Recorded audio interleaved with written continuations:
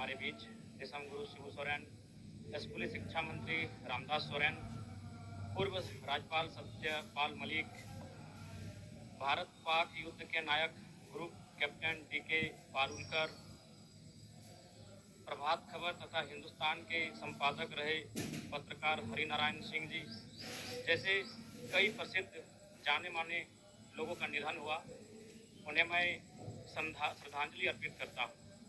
अध्यक्ष महोदय, गुरुजी बेशक उनका जन्म नेमरा रामगढ़ उस समय के हजारीबाग में हुआ था, लेकिन उनका जो कर्म भूमि रहा वो गिरिडीह, धनबाद, बोकारो रहा।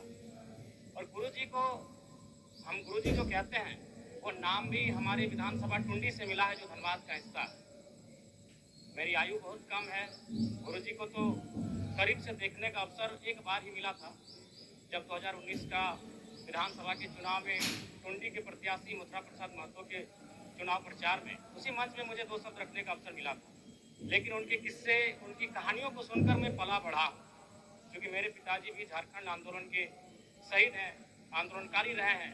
मेरे गांव में लगभग 1 दर्जन से ज़्यादा मेरे चाचा हैं, जेठा हैं, जिनको आज भी आंदोलनकारी का पेंशन मिलता है।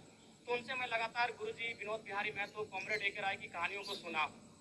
और आज भी हमारे गाँव में एक कहावत प्रचलित, अध्यक्ष महोदय, उस समय 70-80 का दौर था, जब गाँव में रात्रि पाठशाला लगती थी। लोग एक कहते थे कि मीटिंग सुने ले चाले नुनुक माए, हमरा गाँव आवहत विनोद बाबू शिबू सोरेन गिरा।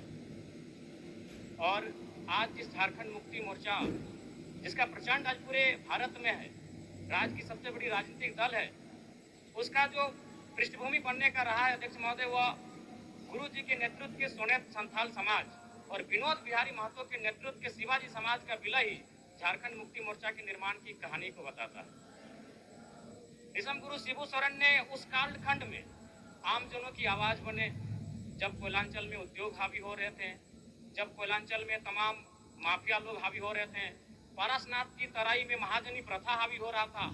आज भी पारसनाथ के तराई में कई किस्से मौजूद हैं, अध्यक्ष महोदय, जब उन्होंने अपनी बेटी के विवाह के लिए, अपने पिताजी के श्राद्ध के लिए किसी महाजन से 1 रुपया कर्ज लिया था, लेकिन 20 वर्षों के बाद वो 1 रुपया कायम था और वो सूद नहीं दे पा रहे थे। बहुत प्रकार की इस प्रकार की व्यवस्थाएं उस समय प्रचलित थी समाज में। उनके खिलाफ गुरुजी ने जोरदार आंदोलन किया। आज गुरुजी, उनके संघर्ष के साथियों का परिणाम है कि नया झारखंड, एक अलग झारखंड राज्य हम सब देख रहे हैं, अध्यक्ष महोदय। और वास्तव में गुरुजी का हाड़ मांस का शरीर हमारे बीच से चला गया है, जो विधि का विधान है, प्रकृति का शाश्वत नियम है। लेकिन मेरा मानना है उनके विचार अटल हैं, अजय हैं, अमर हैं। और आज आवश्यकता है उनके विचारों को प्रचार करने की। आज आवश्यकता है उनके विचारों का जो सपना था उसे साकार करने की। और मैं कहूँगा, अध्यक्ष महोदय, जो जिसका उदय होता है उसका अंत होता है, जो आते हैं वो जाते हैं, ये विधि का विधान है। लेकिन गुरु जी का जाना भी एक शुभ समय है। आज नहीं तो कल गुरुजी जाते ही संसार को अलविदा कह के, हम भी एक दिन इस संसार को अलविदा कह के जाएंगे। लेकिन गुरुजी एक शुभ समय में अलविदा कह के गए हैं, क्योंकि उनकी पार्टी की सरकार है और उनके पुत्र इस राज्य के सबसे सशक्त नेता माननीय मुख्यमंत्री के तौर पर विराजमान है। तो इससे बड़ा अवसर हमें शायद नहीं मिलेगा गुरुजी के सपनों को साकार करने का।